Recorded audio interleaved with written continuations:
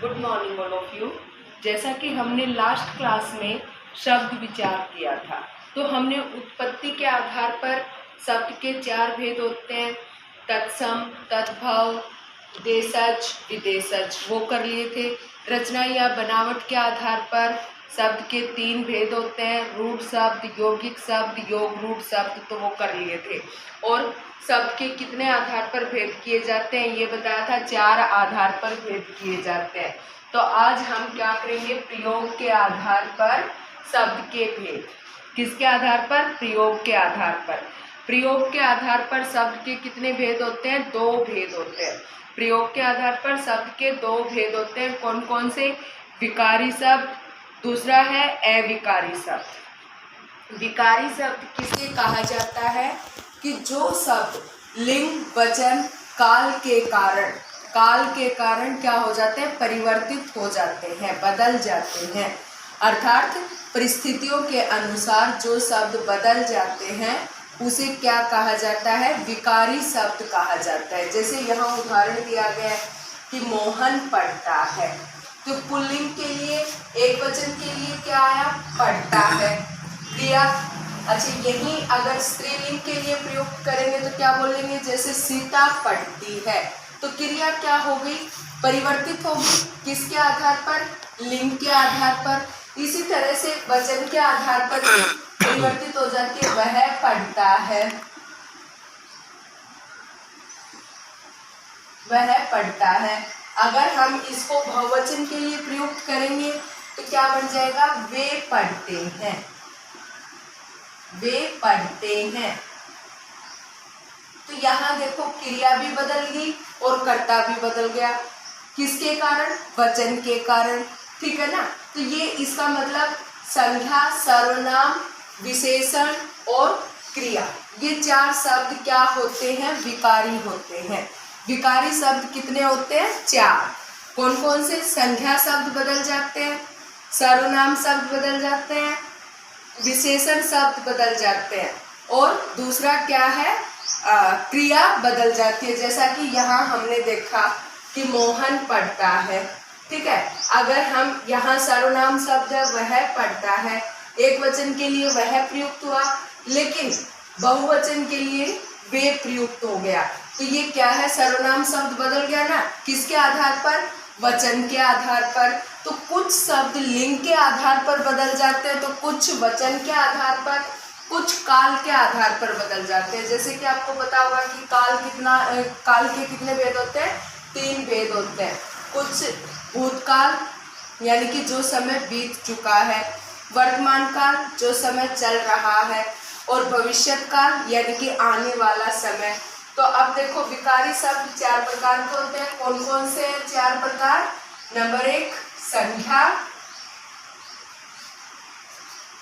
Number 1 संज्ञा, दूसरा है सर्वनाम शब्द, तीसरा विशेषण, और चौथा है क्रिया। इन 4 प्रकार के शब्दों को क्या कहा जाता है? विकारी शब्द कहा जाता है। अर्थात जो शब्द लिंग, वचन, काल के आधार पर बदल जाते हैं। तो ये हम उदाहरण के माध्यम से भी समझ गए कि ये कैसे बदले। संज्ञा शब्द कि मोहन था, सीता आ गई, संज्ञा शब्द बदल गया। क्रिया बताया कि पढ़ता है, बहुवचन में पढ़ते हैं, तो क्रिया बदल गई।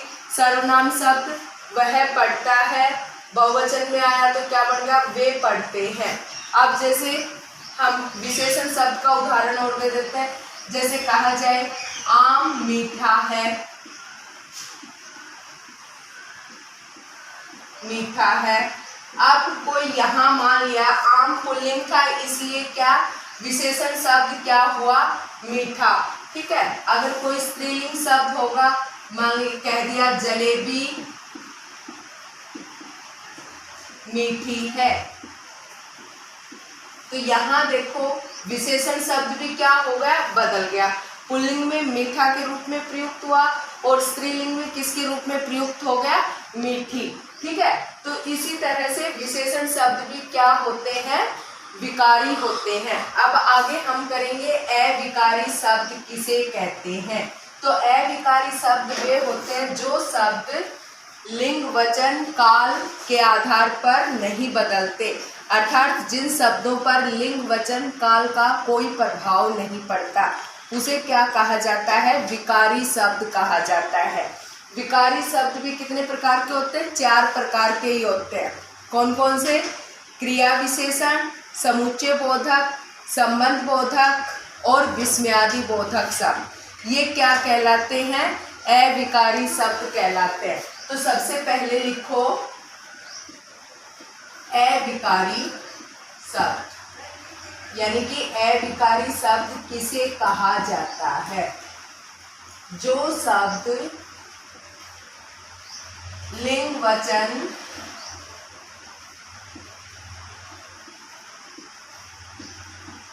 कारक काल के कारण परिवर्तित नहीं होते,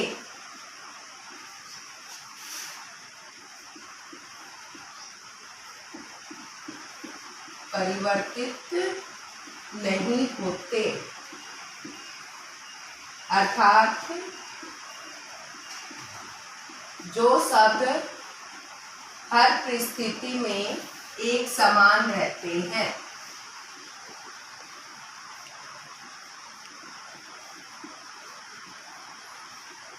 हर परिस्थिति में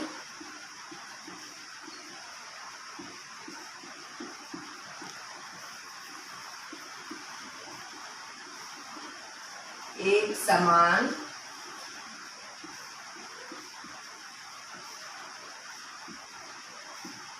रहते हैं। जैसे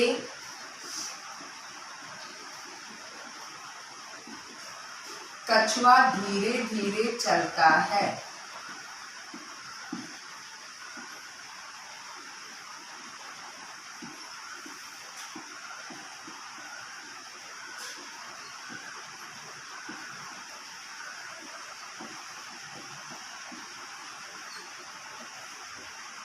क्या, कछुआ धीरे धीरे चलता है। यहाँ जो धीरे धीरे शब्द है, ये कछुआ पुल्लिंग शब्द था, इसके आधार पर भी धीरे धीरे आया। अगर स्त्रीलिंग होगा कि भाई चिड़िया धीरे धीरे खाती है या धीरे धीरे चलती है, कुछ भी हो जाओ, धीरे धीरे एज इट इज प्रयोग होएगा। और ये क्या है, क्रिया विशेषण। अब विशेषण और क्रिया विशेषण में क्या अंतर होता है कि जो विशेषण शब्द होते हैं वो किसकी विशेषता बताते हैं, संज्ञा और सर्वनाम शब्द की विशेषता बताते हैं। ठीक है, विशेषण किसकी विशेषता बताते हैं, संज्ञा और सर्वनाम की। लेकिन जो क्रिया विशेषण शब्द होते हैं वो किसकी विशेषता बताते हैं, क्रिया की विशेषता बताते हैं। अब ये धीरे धीरे देखो किसकी विशेषता बताई गई है, चलने की विशेषता बताई गई है, ना कि कछुए की। कछुए की चाल की विशेषता है ये, क्या, धीरे धीरे चलता है। ठीक है, तो ये क्या हो गया, अविकारी शब्द। अविकारी शब्द भी कितने प्रकार के होते हैं, 4 प्रकार के होते हैं। कौन कौन से, देखिए,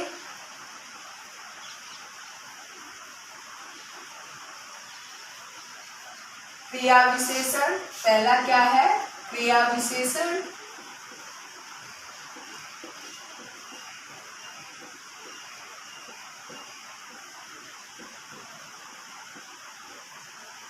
नंबर 2 है संबंध बोधक।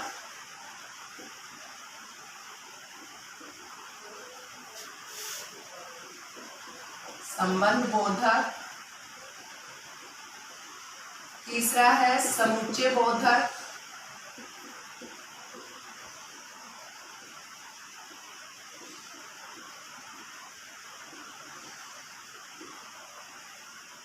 चौथा है विस्मयादि बोधक।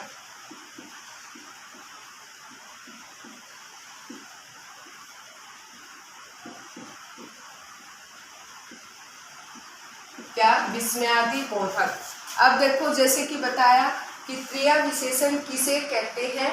क्रिया विशेषण यानी कि जो शब्द क्रिया की विशेषता बताते हैं उसे क्या कहा जाएगा, क्रिया विशेषण। जैसे घोड़ा तेज दौड़ता है, मोहन सुंदर लिखता है। तो यहाँ ये मोहन की विशेषता नहीं है, किसकी, मोहन की राइटिंग की विशेषता है कि वो कैसा लिखता है, सुंदर लिखता है। तो ये क्या हो जाएगा, जहाँ क्रिया की विशेषता बताई जाती है। अब घोड़ा तेज दौड़ता है, ये घोड़े की विशेषता नहीं है, घोड़े के दौड़ने की विशेषता है। तो ये क्या, ऐसे शब्द क्या कहलाते हैं, क्रिया विशेषण कहलाते हैं। और क्रिया विशेषण शब्द क्या कहलाएंगे, अविकारी। इनके ऊपर लिंग वचन काल का कोई प्रभाव नहीं पड़ता है, अर्थात सभी लिंगों में दोनों लिंग, संस्कृत में 3 लिंग होते हैं लेकिन हिंदी में 2 लिंग होते हैं, पुल्लिंग और स्त्रीलिंग। वचन एक वचन में भी वैसे ही प्रयुक्त होगा, बहुवचन में भी वैसे ही प्रयुक्त होगा। काल चाहे वर्तमान काल हो, भूतकाल हो, अर्थात भविष्यत काल हो, एज इट इज यानी कि ज्यों के त्यों प्रयोग होंगे, किसी में कोई परिवर्तन नहीं होगा। फिर है संबंध बोधक, यानी कि आपस में संबंध स्थापित किया जाए, जैसी करनी वैसी भरनी।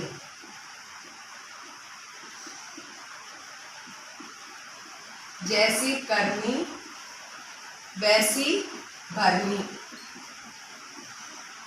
तो ये इस प्रकार जो संबंध होता है उन्हें क्या कहा जाता है, संबंध बोधक अव्यय कहा जाता है। इनके ऊपर भी लिंग वचन काल का कोई प्रभाव नहीं पड़ता है।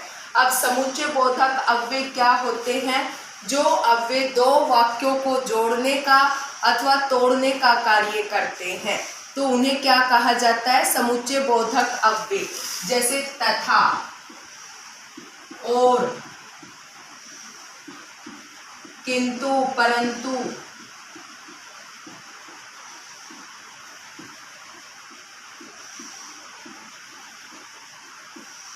अथवा, एवं।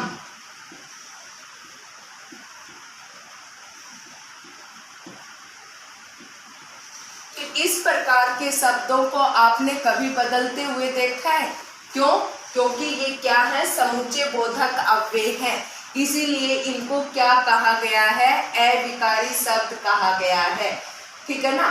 तथा का क्या पुल्लिंग के लिंग के आधार पर कोई परिवर्तन हो सकता है? नहीं ना। और का हो सकता है?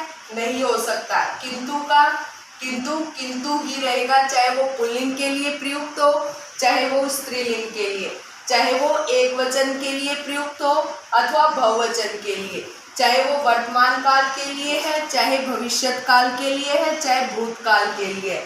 तो ये एज इट इज प्रयुक्त होते हैं, इसलिए इन्हें क्या कहा जाता है, अविकारी शब्द कहा जाता है। जैसे विस्मयादि बोधक अव्यय होते हैं, तो विस्मयादि बोधक यानी कि आश्चर्यचकित करने वाले जो अव्यय शब्द है, या विस्मयादि बोधक यानी कि आश्चर्यचकित होना। विस्मय का अर्थ क्या होता है, आश्चर्य होना। तो आश्चर्य हमें किसी भी दृश्य को देखकर हो सकता है, जैसे अरे वाह, वाह, शाबाश, धत। तो ये इस प्रकार के शब्द क्या कहलाते हैं, विस्मयादि बोधक अव्यय कहलाते हैं।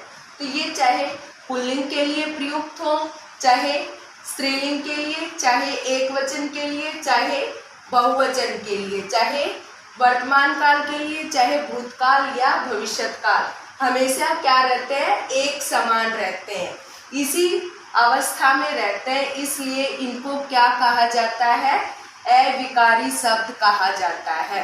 अविकारी शब्द कितने प्रकार के होते हैं, 4 प्रकार के, क्रिया विशेषण, संबंध बोधक, समुच्चय बोधक, विस्मयादि बोधक, जो कि हम उदाहरण के माध्यम से समझ गए होंगे।